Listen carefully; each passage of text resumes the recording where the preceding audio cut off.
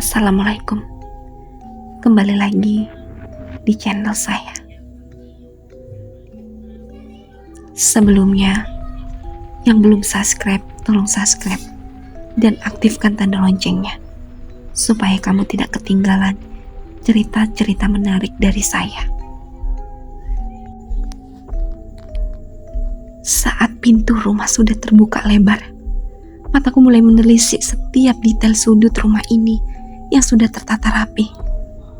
Sepertinya Mas Rahman sudah menyuruh seseorang untuk membersihkan rumah ini sebelumnya. Aku simpan barang-barang kita ke atas dulu ya sayang. Pamit Mas Rahman, seraya mengangkut 3 koper kami yang berisikan baju serta barang penting lainnya. Aku mengangguk sambil mengembangkan senyuman kecil untuknya. Selepas kepergian Mas Rahman ke kamar kami yang berada di lantai 2, aku kembali melangkah perlahan, memutari rumah kayu yang cukup megah ini. Banyak bingkai foto keluarga Mas Rahman yang masih utuh terpampang di dinding rumah. Walaupun kebanyakan gambarnya sudah luntur dimakan usia, namun yang memancing rasa penasaran dalam hatiku adalah kain putih yang nampak terbentang menutupi satu pintu di dekat sudut ruangan. Saat aku hendak menyibakkan kain putih tersebut, tiba-tiba saja seseorang menepuk pundakku hingga membuatku terperanjat kaget. "Mau kemana sayang?" tanya Mas Rahman yang tiba-tiba saja sudah berada di hadapanku. "Aku hanya ingin tahu kenapa pintu ini ditutup kain putih. Mungkin di dalamnya berantakan. Jadi tadinya mau ku bereskan sekarang," dalihku. "Ini kamar mendiang orang tuaku. Setelah mereka meninggal, Om Deddy dan aku sepakat untuk menguncinya agar barang-barang mereka tetap aman di dalam sini." Aku termenung, lantas aku mengangguk mengiyakan ucapan Mas Rahman. Kami berdua lalu menaiki anak tangga untuk pergi ke kamar kami di lantai atas. Suasana di sini begitu hening. Tak ada rumah yang berdekatan dengan rumah tua ini. Sungguh aku masih merasa keheranan. Mengapa Mas Rahman malah mengajakku pindah ke tempat ini? Rasanya waktu siang berlalu begitu cepat di sini. Langit sudah berubah gelap dengan suasana semakin sunyi. Hanya suara hewan-hewan malam yang terdengar memenuhi seisi telingaku. Kulangkahkan kaki menuju dapur, berniat hendak memasak makan malam untukku serta Mas Rahman. Dia bilang kemarin Mas Rahman sudah sempat belanja bahan makanan, lalu ia simpan di lemari dapur. Aku melangkah sedikit ragu saat hidung ini mencium bau sesuatu yang tidak enak. Kuedarkan pandangan mencari pusat bau yang kucium sampai membuat seisi perutku terasa ingin keluar.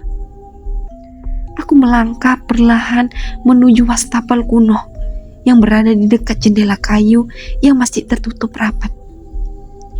Kudongakkan kepala ke arah wastafel dengan tangan yang menutupi hidung karena bau busuk ini. Namun nyatanya, kini aku benar-benar menyesal karena sudah penasaran dengan bau tak enak ini. Kutemukan sebuah gumpalan rambut yang menyumbat lubang wastafel dengan banyaknya darah yang tergenang di sana. "Mas Rahman!" teriakku. Lantas aku mundur, seraya kututupi seluruh wajahku dengan kedua tangan karena merasa ketakutan. Jantungku rasanya mau copot karena baru kali ini kutemukan sesuatu yang lebih menyeramkan dari sebuah dompet kosong. Nafasku semakin memburu manakala mendengar suara langkah kaki seseorang. Tak kudengar suara Mas Rahman yang biasanya selalu memanggil namaku. Jadi kuputuskan untuk terus meringkuk dengan wajah yang masih kututup rapat. Tak, tepukan di pundakku rasanya membuatku tercekat. Bagaimana tidak? Tangan yang menyentuh pundakku begitu dingin, sedingin bongkahan es. Tarik nafas dengan tubuh yang sudah bergetar hebat. Lantas kedua tangan yang menutupi wajahku mulai kubuka perlahan. Kutemukan suamiku sudah berada di sini dengan tatapan kebingungan. Segera aku berhambur memeluk Mas Rahmat. Tangisanku pecah saat berada di dalam dekapannya. Aku menemukan gumpalan rambut di wastafel. Darahnya sampai mengendang di sana, Mas. Jelasku terbata-bata. Aku terus meraung di dalam pelukan Mas Rahmat. Seraya terus meracau kemana-mana menjelaskan apa yang sebenarnya terjadi. Namun hingga 5 menit lamanya aku menangis. Mas Rahmat masih belum juga merespon ucapanku.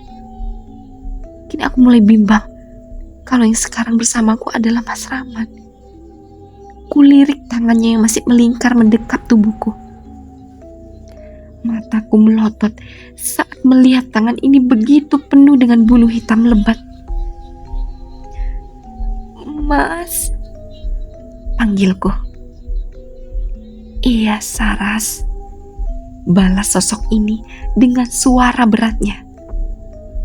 Untuk yang kedua kalinya, jantungku berdegup dengan kencang tak karuan. Saat kudongakkan kepala dengan perlahan, kutemukan sosok bermata merah, bertanduk, serta bergigi runcing, tengah menyeringai menatapku. Kesadaranku mulai lemah, lantas aku tak mengingat apa-apa lagi setelah itu. Kepalaku rasanya masih terasa berat. Kubuka kedua mata dengan perlahan saat kusadari aku sudah berada di kamar. Kulirik Mas Rahmat yang tertidur lelap di sampingku. Lalu kualihkan pandangan menuju jam yang tertempel pada dinding kamar. Waktu sudah menunjukkan pukul 2 dini hari. Sungguh aku merasa bersalah, karena pasti Mas Rahmat tidur dalam kondisi kelaparan. Namun saat ku ingat kembali kejadian mengerikan tadi, saat sebelum aku tak sadarkan diri, betapa merindingnya tubuh ini. Ku coba pejamkan lagi mata ini. Rasanya aku ingin cepat-cepat malam ini segera berlalu. Suara tangisan seorang wanita di luar sana kini mulai menggangguku. Lolongan anjing beserta kilatan petir mulai mengiringi tangisan pilu sosok di luar sana. Langsung saja aku mengatupkan kedua tangan di telingaku, berharap semua yang kudengar bisa terhempas dengan mudahnya. Rasanya suara tangisan itu malah berubah menjadi suara teriakan-teriakan tidak jelas. Semakin ku pejamkan mataku, semakin aku bisa membayangkan kengerian di luar sana. Saat ku coba mengintip dengan membuka mataku secara perlahan, betapa terkejutnya aku saat menemukan sosok mengerikan yang sudah tergantung di atas langit-langit kamar ini. Pergi! Teriakku diiringi tangisan yang semakin pecah. Tentu saja Mas Rahmat terbangun dari tidurnya saat mendengar suaraku yang melengking. Saras, ada apa? Tanya Mas Rahmat seraya mendekap erat tubuhku. Tubuhku bergetar, jantungku berdegup kencang tak karuan. Segera ku dorong tubuh Mas Rahmat manakala ku ingat kejadian sebelumnya. Saat sosok makhluk berbulu yang menyerupai Mas Rahmat itu mendekapku. Ada apa? Tanya Mas Rahmat keheranan. Sementara aku terus celingukan memastikan bahwa makhluk yang sejak tadi menggangguku sudah pergi dari sini. Saras? Tanya Mas Rahmat kembali, seraya menyentuh bahuku. Aku takut, Mas. Makhluk-makhluk itu menggangguku, liriku saat aku yakin jika Mas Rahmat ini benar-benar suamiku. Mas Rahmat lalu kembali menarikku ke dalam pelukannya. Mataku terus awas ke setiap sudut ruangan di kamar ini. Rasanya mereka yang tak kasat mata terus mengawasiku dan juga Mas Rahmat di sini. Sudah tenang? Tanya Mas Rahmat sembari mengusap sisa air mata yang membasahi wajahku. Aku mengangguk. Lalu tak lama, Mas Rahmat menyodorkan segelas air minum yang sengaja ia simpan di atas nakas. Minumlah, pintanya, Lekas ku ambil air itu dan segera meneguknya hingga habis. Keningku berkerut saat tegukan terakhir air ini rasanya menjadi aneh. "Ini air apa, Mas?" tanyaku. "Air minum biasa. Memangnya kenapa?" tanya balik Mas Rahman. Tak ku teruskan membahas air minum yang barusan tak ku teguk. Hanya saja seketika tubuhku terasa menjadi bugar kembali. Entah mengapa, rasanya aneh. Walaupun ku ambil sisi positifnya, bahwa aku kekurangan cairan setelah berhadapan dengan makhluk dari dunia lain.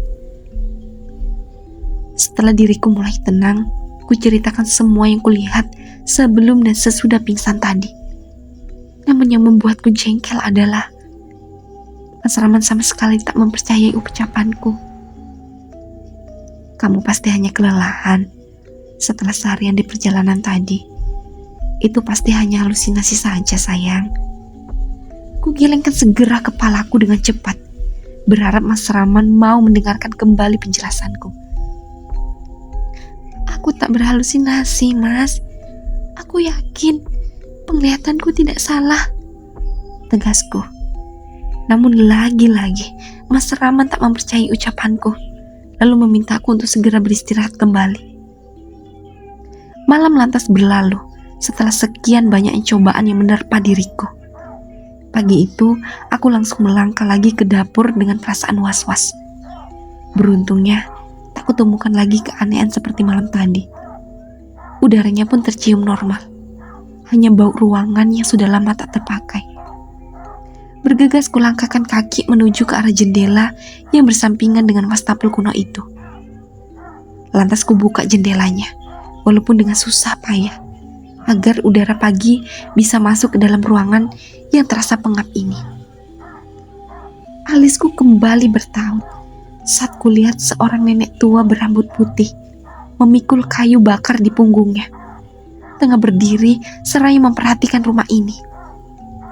Ku tetap sejenak nenek itu dari atas hingga bawah, memastikan bahwa dia memang manusia biasa.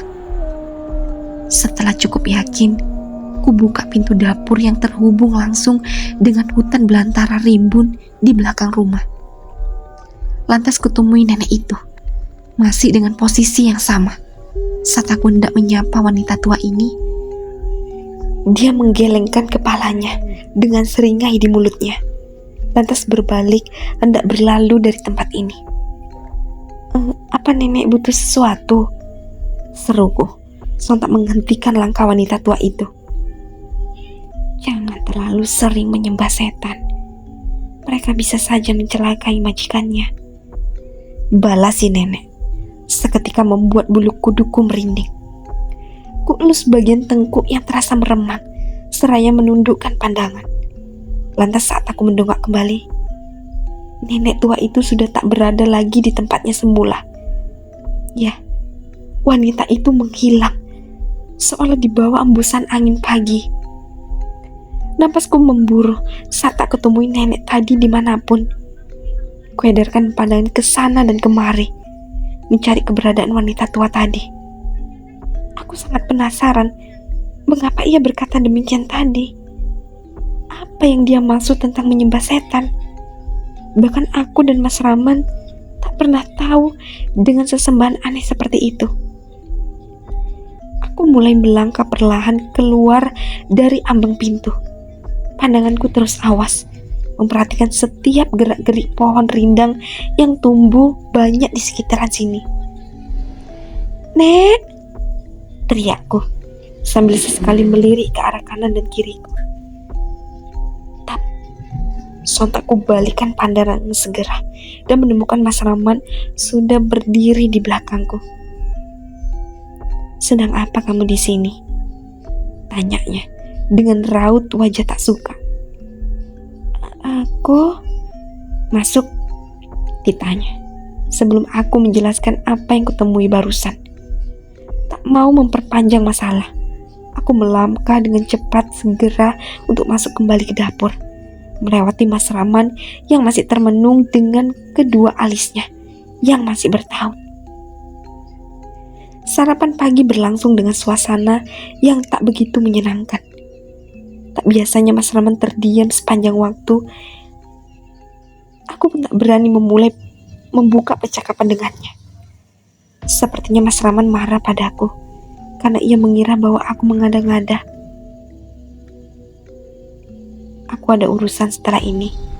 Kamu tunggu di rumah. Dan jangan buka pintu jika hari sudah malam. Kalau aku belum pulang, pintanya. Seketika menghentikan tanganku yang hendak memasukkan satu suap makanan terakhir di atas piringku. Kamu mau kemana, Mas? Aku ikut ya. Mas Rahman lalu menggeleng, seraya meneguk air minumnya hingga habis. Tidak usah, aku akan bertemu banyak teman bisnis. Kamu akan kelelahan jika ikut denganku, ucapnya. Seraya mulai melangkah berlalu dari meja makan. Kuikuti langkahnya sembari terus memelas agar Mas Rahman mau menuruti permintaanku. Aku mohon, Mas, sekali ini saja. Aku akan kesepian di rumah ini, ucapku memberi alasan. Mas Rahman lalu menghentikan langkahnya dan berbalik menghadapku saat sampai di ambang pintu. Jangan, Saras. Kamu jaga rumah saja ya, ucapnya lagi, seraya melangkah menjauh dari ambang pintu. Aku hanya ingin tahu kamu berbisnis apa, Mas. 2 tahun kita berumah tangga, tapi kamu tak pernah terbuka soal pekerjaan kamu. Langkah Mas Rahman sontak terhenti. Ia nampak menarik napas panjangnya, lalu kembali melangkah menuju mobil tanpa membalas lagi ucapanku. Mas Rahman, seruku sambil mengejar mobil yang sudah melaju pergi dari halaman rumah. Aku masih termenung menatap kepergian suamiku di tengah jalan yang sepi ini. Ya, rumah tua ini memang terletak di pinggir jalan. Namun jalanan ini sangat sepi. Karena sejauh mata memandang, aku hanya mendapati hutan jati di sepanjang perjalanan saat menuju ke rumah ini. Kuacak rambut dengan pikiran yang begitu ruwet. Berdua dengan Mas Rahman di rumah saja. Makhluk-makhluk mengerikan itu selalu menggangguku, apalagi jika dia tidak ada. Selepas mengantar kepergian Mas Rahman yang entah kapan dia akan kembali, aku lantas melangkah berbalik menuju rumah lagi, walaupun dengan perasaan yang gelisah. Saat aku sudah sampai di ambang pintu dan hendak masuk, tiba-tiba saja kurasakan ada seseorang yang menepuk pundakku. Aku mematung, tak langsung menoleh pandangan ke arah belakang. Ku yakinkan diri terlebih dahulu, muatkan hati bahwa seseorang yang kini di belakangku bukanlah makhluk mengerikan tadi malam. Saat kubalikan tubuh ini, aku malah semakin dibuat merinding saat tak ketemukan siapapun di tempat ini kecuali diriku sendiri. Pandanganku terus mengedar mencari seseorang yang tadi sempat menepuk pundakku. Hembusan angin pagi tiba-tiba saja melewat di hadapanku, menerbangkan dedaunan yang berguguran dari banyaknya pohon jati yang mengelilingi rumah. Aku melangkah 1 langkah lebih maju dari ambang pintu.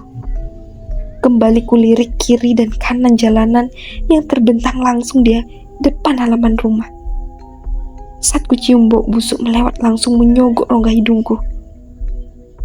Cuaca yang sedari tadi pagi cerah mendadak berubah mendung. Kulihat sekumpulan awan hitam mulai berkumpul menutupi pusat cahaya matahari yang masih bersinar terang. Setelahnya, gemuruh mulai terdengar nyaring. Mengejutkanku yang masih termenung, seraya menadahkan pandangan ke langit gelap. Jantungku berdegup kencang seketika. Segera aku berbalik arah, lantas berjalan cepat untuk segera masuk ke dalam rumah. Hingga siang sudah tiba, hujan deras masih mengguyur tempat ini. Aku bahkan tak berani beranjak dari ranjang. Ku tarik selimut hingga menutupi sebagian tubuhku. Beberapa kali aku coba hubungi Mas Rahman, namun nampaknya Mas Rahman masih sibuk dengan urusan bisnisnya. Tak berselang lama, ku dengar suara deru mobil yang baru saja berhenti tepat di halaman rumah. Segera aku meloncat dari atas ranjang, memastikan bahwa mobil yang barusan berhenti itu adalah mobil suamiku. Namun kini keningku malah berkerut, manakala kulihat seorang lelaki parubaya yang keluar dari dalam mobil itu. Tak kulihat jelas wajahnya, karena saat dia berlari, lelaki itu mengeluarkan payung sehingga menutupi seluruh tubuhnya.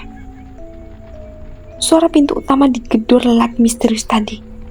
Bergegas aku berlari keluar kamar, memastikan bahwa pintu utama sudah terkunci agar lelaki itu tak bisa masuk menerobos ke dalam rumah. "Saras!" seru seseorang di luar sana. Langkahku seketika terhenti di anak tangga. Terdiam sejenak, menunggu lelaki itu memanggil kembali namaku. Sepertinya aku mengenali suara ini, gumamku.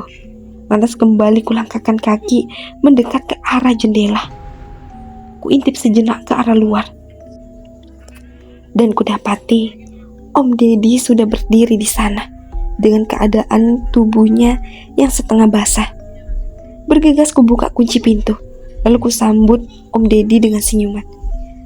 "Maaf Om, aku kira orang asing," ucapku saat pintu sudah terbuka. "Tak apa, Om hanya mau memastikan saja kalau kalian sudah menempati rumah ini," jelasnya. Segera aku persilakan Om Deddy. Lantas aku berlalu menuju dapur untuk menyiapkan secangkir kopi untuknya. Lega rasanya saat aku mengetahui kalau Om Deddy yang berkunjung. Karena sejak tadi aku tak keluar kamar, sehingga kantung kemiku terasa penuh hingga kini aku tak bisa menahannya lagi. Sambil menunggu air yang kupanaskan di atas kompor, aku berlalu ke kamar mandi sejenak untuk membuang air kecil. Hawa di kamar mandi ini terasa begitu berbeda dengan hawa kamar mandi pada umumnya. Entah mengapa, aku terasa sesak saat berada di sini, seperti tengah berdesakan dengan banyaknya manusia. Padahalnya aku yang ada di kamar mandi ini. Kupercepat hajatku. Lalu segera kuseduh kopi untuk Om Deddy yang sudah pasti menungguku di ruang tamu. "Lama ya Om," seruku, seraya berjalan mendekat ke arah Om Deddy yang nampak tengah sibuk dengan ponselnya. "Tak apa. Bagaimana rasanya tinggal di sini? Semoga kamu betah ya," tutur Om Deddy. Aku hanya bisa tersenyum semu. Tak mungkin aku memberitahu Om Deddy tentang apa yang menggangguku malam tadi. Mas Rahman pasti tak menyukai jika Om Deddy sampai tahu bahwa aku tak betah tinggal di sini. "Semoga saja Om, aku masih beradaptasi di sini." Om Deddy mengangguk-angguk seraya menyeruput kopi yang kubuat. Lalu kucoba basa-basi dengan mempertanyakan soal kenapa rumah ini jauh dari pemukiman lainnya. "Kalau boleh tahu, kenapa rumah ini jauh dari pemukiman lain Om?" tanyaku kemudian. Om Deddy terdiam sejenak, lalu menyimpan cangkir kopinya di atas meja. "Ayah Mas Rahmanmu sengaja membangun rumahnya di sini sambil memantau perkebunan jatinya yang sangat luas. Karena jarak dari kota ke sini kan sangat jauh. Tidak mungkin dia dengan ibu mertuamu bolak-balik ke sini setiap hari kan?" Alasannya memang cukup masuk akal. Namun aku memang baru tahu kalau hutan jati yang ada di sepanjang jalanan menuju ke rumah ini adalah milik mertuaku. Aku mengangguk seolah paham dengan penjelasan Om Deddy barusan. Padahal masih banyak sejuta pertanyaan dalam pikiranku. Manakala aku masih terdiam dan berpikir untuk melanjutkan obrolan, mataku lantas tertuju pada bilik kamar yang terkunci rapat, serta pintunya dihalangi dengan kain putih itu. "Kamar ibu sama bapak, kenapa ditutupi kain putih seperti itu Om?" tanyaku. Sontak membuat tatapan Om Deddy menjadi berubah. Aku menelan ludah dengan susah payah saat Om Deddy menatapku dengan tatapan lain. Aku rasa aku sudah kelewatan karena mempertanyakan hal sepele itu. Aku hanya ingin tahu alasan yang lebih masuk logikaku. Sebab itulah aku menanyakannya pada Om Deddy. Lama Om Deddy menatapku. Sementara aku hanya menundukkan pandangan. Tak berselang lama, dia malah tertawa saat melihat sikapku yang tiba-tiba seperti takut padanya. Apa Om membuatmu takut? Maaf, ucapnya, sembari terus terkekeh. Aku mengembangkan senyuman semuku, lantas menggaruk tengkuk yang terasa gatal. Seraya sesekali memilin ujung dress yang kupakai. Kamarnya dikunci saat setelah kedua mertuamu meninggal dulu. Sayang sekali di dalamnya banyak barang-barang berharga. Jadi Om dan Mas Rahman sepakat untuk mengunci rapat kamar itu. Jelas Om Deddy. Kain putihnya untuk apa? Tanyaku lagi. Hanya sebagai pertanda kalau kamar itu jangan sampai ada yang membuka. Terus Om Deddy diiringi senyuman. Setelah mengobrol panjang lebar dan di saat langit sudah mulai menghentikan hujan, Om Deddy lalu berpamitan padaku untuk kembali pulang. Ia bilang, Tante Tantri akan main besok ke rumah. Tentu aku merasa senang karena akan ada teman di sini sementara Mas Rahman bekerja. Kutatap mobil Om Deddy yang mulai melaju menjauhi halaman rumah. Kembali hanya ada aku dan keheningan di rumah ini. Cuaca memang kembali cerah saat senja datang. Namun sebentar lagi, langit cerah itu akan tergantikan dengan langit malam. Aku terus berdoa dalam hati. Semoga Mas Rahman secepatnya kembali. Dan mereka yang tak terlihat tak kembali menggangguku malam ini. Kuintip langit malam di balik tirai jendela kamar. Banyak bintang bertaburan di atas sana, mengelilingi bulan purnama yang bersinar begitu terangnya. Setelah ku yakinkan diri bahwa aku akan baik-baik saja sendirian di rumah ini, ku buka jendela kamar lebar-lebar. Lantas aku terduduk di depan jendela seraya menopang dagu dengan tatapan yang menada ke arah langit malam. Sunyi, sepi, dingin. Hanya ada aku dan suara jangkrik di antara rimbunnya pepohonan jati. Semakin lama aku terhanyut dengan suasana ini, semakin aku merasa aneh dengan suara jangkrik yang kudengar sejak tadi. Suara itu seperti berubah, seolah menjadi suara teriakan-teriakan yang entah dari mana asalnya. Teriakan seorang wanita, lelaki dewasa, beserta suara tangisan seorang anak kecil, kini terasa memenuhi seisi telingaku. Aku mulai panik. Segera aku beranjak dari kursi, lantas kututup jendela kamar, berharap suara-suara itu menghilang segera. Jantungku berdegup kencang saat ku dengar ada langkah kaki yang mendekat ke arah kamarku. Ku dengar suara deritan pijakan di anak tangga menuju kamar ini. Aku panik bukan main. Bergegas aku berlari ke arah pintu, menguncinya dengan cepat, lalu kembali kubantingkan tubuh ini ke atas kasur. Aku sampai bisa mendengar deru nafasku yang begitu memburu.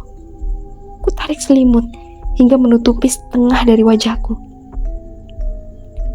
Tok, tok, tok. Badanku seketika langsung lemas saat mendengar ketukan yang mendarat di pintu kamarku. Ingin rasanya aku berteriak meminta tolong. Tapi siapa yang akan mendengar teriakanku di rumah yang letaknya ada di tengah-tengah rimbunan jejeran pohon jati? Ketukan itu tiba-tiba terhenti, membuat napasku tercekat sejenak. Namun yang lebih membuatku ketakutan adalah suara lubang kunci yang terdengar ada yang mengotak-ngatik dari luar. Ku tarik selimut hingga menutupi seluruh kepalaku. Dan di saat itulah aku mendengar derit pintu kamar yang mulai kubuka. Napasku sampai terhenti mencoba mendengarkan langkah kaki seseorang yang baru saja membuka pintu kamar ini. Semakin dengar Aku dengar suara langkah kaki itu. Semakin lemas rasanya sekujur tubuh ini. Selimut ini ditarik hingga seketika membuat tubuhku membeku. Aku sampai tak berani membuka kedua tanganku yang masih menutup rapat mata ini. Tolong, jangan ganggu aku. Aku tak bermaksud mengganggu kehidupan kalian di rumah ini. Lirikku dengan suara gemetar. Ngomong apa kamu ini? Seru suara seseorang yang tak asing di telingaku. Yang masih penasaran, lanjut ke part selanjutnya. Dan jangan lupa aktifkan tanda loncengnya dan subscribe. Assalamualaikum.